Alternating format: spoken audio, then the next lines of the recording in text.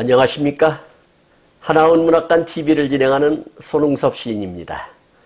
시청자와 문인 여러분, 오늘도 함께해 주셔서 감사합니다. 여러분, 저도 엊그제 말도 많고 탈도 많았던 코로나 백신을 접종했습니다. 특별히 이렇다 할 반응은 없었습니다만 잠시 피로감이 밀려와 눈을 좀 붙였었고 하룻밤 자고 나니 주사 부위가 약간 얼얼할 정도였습니다. 여러분도 하루바삐 접종하여 우한 바이러스로부터 벗어났으면 좋겠습니다. 오늘 주제는 예고한 대로 제120화 하나원 시인의 79번째 시 도처춘풍입니다. 먼저 도처춘풍이라는 신앙송을 진행자의 목소리로 들어보시겠습니다.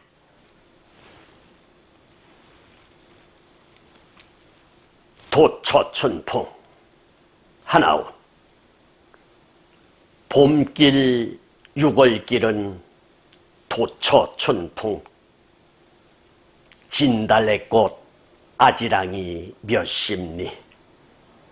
마을은 피리소리, 제비는 지구남남. 거지는 도처춘풍, 봄이 한 세월.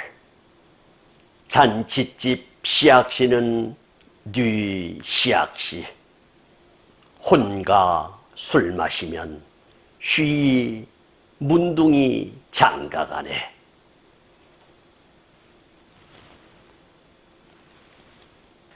여러분, 도처춘풍이라는 신앙송 잘 들어보셨나요? 이 도처춘풍이라는 시는 1977년에 발행된 한국문학 유어로에 수록된 시입니다. 이 시는 2010년 11월 12일 발행된 하나원 전집 162페이지에 수록된 시를 바탕으로 제작되었다는 것을 알려드립니다. 이 시는 총 6연으로 구성되었으며 형식상으로 분류하자면 자유시라 할 수 있고 내용상으로 분류하자면 서정시라 할 수 있으며 목적상으로 분류하자면 순수시라 하겠습니다. 그리고 경향상으로 분류하자면 주정시에 속한다 하겠습니다. 여기서 자유시라고 하는 것은 정형시가 지니고 있는 운율적, 형식적 제약에서 벗어난 자유로운 형식의 시를 이르는 말이고, 서정시라고 하는 것은 개인의 주관적인 정서와 감정을 표현한 시라 할 수 있고, 순수시라고 하는 것은 예술성을 추구한 시라 할 수 있고, 주정시라고 하는 것은 개인의 정감과 정서를 노래한 시다, 이렇게 이해할 수 있겠습니다. 하나원 시인이 이 시를 통해서 전하고자 하는 메시지가 무엇인지 간략하게 엿보도록 하겠습니다. 이 시는 먼저 독특한 시 제목부터 알아보아야 하겠습니다. 도처춘풍을 직역하자면 이르는 곳마다 봄바람이라는 뜻인데, 이는 달리 말하면 가는 곳마다 기분 좋은 일이 벌어진다는 의미가 되겠습니다. 사람으로 치면 좋은 얼굴로 호감을 사려고 노력한다는 뜻이 되겠습니다. 입순도 지났으니 이제 봄이 오고 있어 사방에서 봄바람이 불고 좋은 일만 가득하기를 바란다는 뜻이 되겠습니다. 그러니까 문둥이들도 겨울잠에서 깨어나 좀 자유롭게 활동을 개시하니 마을은 도처가 활기를 되찾고 남쪽으로 날아가 빈집이었던 제비집도 이삿짐을 풀고 지지배배 수다를 떨고 있고, 이웃집 규수도 시집을 간다고 풍악을 울려 풍악소리를 따라가 한 끼니 목을 축이려 하니 덩달아 장가갈 꿈까지 품게 되었다는 봄타령이라 하겠습니다. 그러면 각 연과 행 속에서 화자의 속마음을 엿보도록 하겠습니다.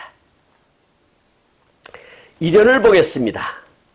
봄길 유월길은 도처춘풍, 이렇게 시를 열고 있는데요. 일행에서 유걸이라고 하는 것은 놀 유자와 빌 걸자를 써서 떠돌아다니며 빌어먹고 사는 사람을 뜻하나 본래는 흐를 유자에 빌 걸자를 써서 남에게 빌어먹고 사는 사람이 맞다고 할 수 있겠습니다. 그러나 하나훈 시인은 독특한 시어를 선택하였다 할 수 있겠습니다.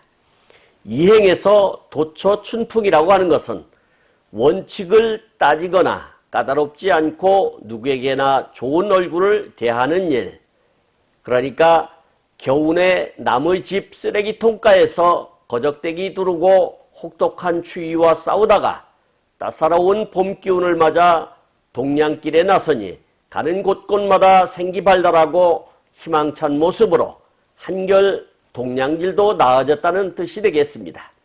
여기서 하나훈 시인의 수필 새벽지 1960년 11월호에 수록된 방랑과 향수라는 수필의 한 대목을 보도록 하겠습니다. 동장군은 거지에게는 죽음과 같은 지옥이다. 이 죽음의 계절은 사색이고 뭐고 생각이고 모두 얼어붙는다. 영하의 밤을 가만히 한두 장을 덮고 동사할까봐 밤을 새우면 생리적으로 목이 쉬어버리고 시력이 흐미해진다. 사람이 이렇게 되면 사고력 따위는 벌써 없어지고 등신같이 되어버린다. 눈물도 웃음도 사칠한 것이 되고 정녕 말을 잃은 벙어리가 되어버린다. 인류 업고를 문득이만이 모두 걸머지고 있어야만 한다면 차라리 자학하면 자위나 할 것이지만 다만 죄라고는 병들었다는 죄밖에 없는데 이렇게 인간 대열에서 쫓겨나고 인간 폐업을 당해야만 하는가. 그래서 문둥이는 천형을 받았다고 옛날부터 말하는 것인가 라고 기록하고 있습니다. 이연을 보겠습니다. 진달래꽃 아지랑이 몇십리 이렇게 노래하고 있는데요. 산과 들의 지천으로 핀 개나리며 진달래가 만발하고 신장로에 피어나는 아지랑이가 몇십리 길을 마다 않고 터벅터벅 걷다 보니 심신이 노곤하고 나른하여 축 처진 모습이 선하게 그려집니다. 사면을 보겠습니다. 마음은 피리소리, 제비는 지구 남남 이렇게 노래하고 있는데요. 마을 어귀에 들어서자 악동들은 물오른 버들까지 꺾어 피리를 만들어 불어제끼고 지난 가을 따뜻한 강남으로 떠났던 제비 가족도 제 집을 다시 찾아들어 지난 추억을 되새김질하며 밤새도록 지지배배 수다를 떨고 있는 모습을 잘 그렸습니다. 이행에서 지구라고 하는 것은 오랫동안 버텨 견딤을 뜻하나 여기서는 계속적으로라는 뜻이 되겠습니다. 그리고 남남이라고 하는 것은 빠르게 제잘거려서 무슨 말인지 알아들을 수 없게 이야기함을 이야기하는데 우리 쉽게 이야기하자면 중얼중얼 이렇게 풀이할 수 있겠습니다. 그러니까 끊임없이 지지배배 조잘되는 것을 뜻한다 할 수 있겠습니다. 사연을 보겠습니다. 거지는 도처춘풍 봄이 한 세월 이렇게 노래하고 있는데요. 거지에게는 오라는 사람은 없지만 갈 곳이 많은 거지는 가는 곳곳마다 볼거리도 많고 눈요깃거리도 많으나 늘 줄인 배를 움켜잡고 허기 속에 살아야 하는 팔자라서 봄은 눈이 번쩍 뜨이는 희망의 세월인 것입니다. 여기서 하나훈 시인의 수필 1988년 2월 1일 발행된 하나훈의 명시 보리필이 148페이지에 수록된 생명과 자학의 편력의 한 대목을 보도록 하겠습니다. 경기도 보건후생국을 찾았다. 언젠가 한번 신세진일이 있는 미국 사람을 만나려 하였다. 그러나 한국인 공무원들이 국장을 면회시켜 줄 수 없다고 떠다니는 것이었다. 나는 혼신의 용기를 내서 미국인 국장을 만났다. 나는 내가 아는 영어 지식을 모조리 동원해서 그와 대화를 하였다. 그는 효자동에 있는 순화병원에 입원하는 지시서를 써준다. 순화병원에서는 거절한다. 그들에게 교섭하니 안 된다고만 한다. 마지막으로 나는 그들에게 미국인 국장을 데리고 올 테니 하고 나왔다. 그때서야 그들은 몇십 년이나 비워두었는지 도깨비라도 나올 만한 방으로 안내한다. 그러나 이 방은 이 세상에서 둘도 없는 나의 궁전이다. 나는 이 방을 깨끗이 청소하고 여기서 시작을 힘썼다. 어느새 순화병원의 나뭇가지에 봄의 잎사귀가 짙는 무렵이 되었다. 봄은 거지의 천국이다. 죽음과 같은 겨울에서 해방된 기쁨이란 죽지 않고 살아났다는 감격이다. 슬프고도 애달픈 기쁨. 하루는 병원 측에서 따뜻한 봄도 되었으니 나가라는 통보를 한다. 나는 무조건 감사하다고 인사를 하고 다시 거리로 나왔다. 이렇게 기록을 하고 있습니다. 오연을 보겠습니다. 잔치집 시약시는 뉘 시약시, 이렇게 짧게 노래하고 있는데요. 어쩌다가 마을 어귀에 들어섰을 때 전 부치는 냄새와 장국 끓이는 냄새가 진동하는 잔치집을 만나게 되면 모처럼 목에 때를 벗기는 날이 되는 것이죠. 초래를 치르는 색시가 누가 되었건 누구네 집이 되었건 그것은 알 바가 아닌 것이죠. 그저 걸쭉하게 한 상 받아 먹으면 그뿐인 것이니까요. 여기서 시약시는 색시를 부르는 방언이 되겠습니다. 마지막 유견을 보겠습니다. 혼과 술 마시면 쉬 문둥이 장가가네, 이렇게 시를 마감 짓고 있습니다. 일행에서 혼가라고 하는 것은 혼례를 치르는 집을 말하는 것입니다. 그러니까 어느 날 우연히 어느 마을을 지나치다가 운 좋게 혼사가 있는 집을 만나게 되면 비록 거렁뱅이라 할지라도 거절하지 못하는 우리의 정서로서 구석진 곳에서 독상을 받게 되는데, 혼사집에서 하얀 쌀밥은 물론이요 술과 고기가 빠질 수 없는 것이니 한두 잔 들어가다 보면 비록 문둥이 거렁뱅이일지라도 왜 저와 같은 색시를 얻고 싶지 않겠습니까? 화자는 더더욱 북에 두고 온 알이 그립고 지난날의 추억들이 아련히 가슴을 후벼 파고도 남음이 있지 않았겠습니까? 상상해보는 것입니다.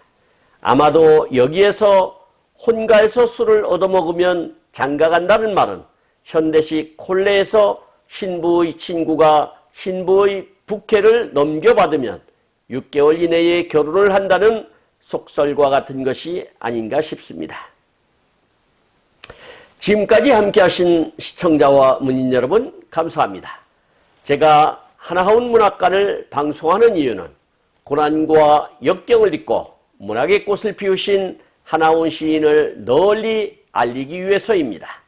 여러분의 주변이나 하나온 시인에 관심 있으신 분께서는 인터넷 포털 다음의 카페에서 하나온 문학관을 검색하여 가입하시면 고 하나온 시인에 대한 다양한 자료를 접할 수 있으며 많은 시인과 문학활동을 함께할 수 있습니다.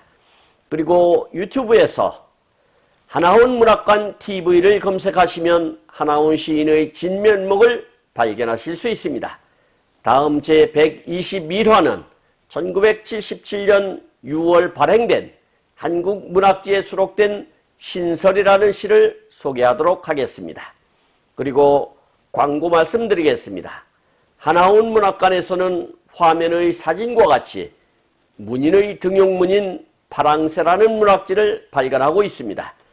화면에 있는 안내에 따라 기고해 주시기 바랍니다. 제가 제공하는 방송을 보시고 도움이 되셨다면 구독과 좋아요를 누르는 것도 의미 있는 일입니다. 구독은 무료이며 딱 한 번만 누르시면 됩니다. 구독은 진행자에게는 독자로부터 인정을 받는 징표이며 보람을 느끼게 하는 청량제라 하겠습니다. 보다 더 알찬 내용으로 찾아뵙겠습니다. 감사합니다. 진행의 손흥섭이었습니다.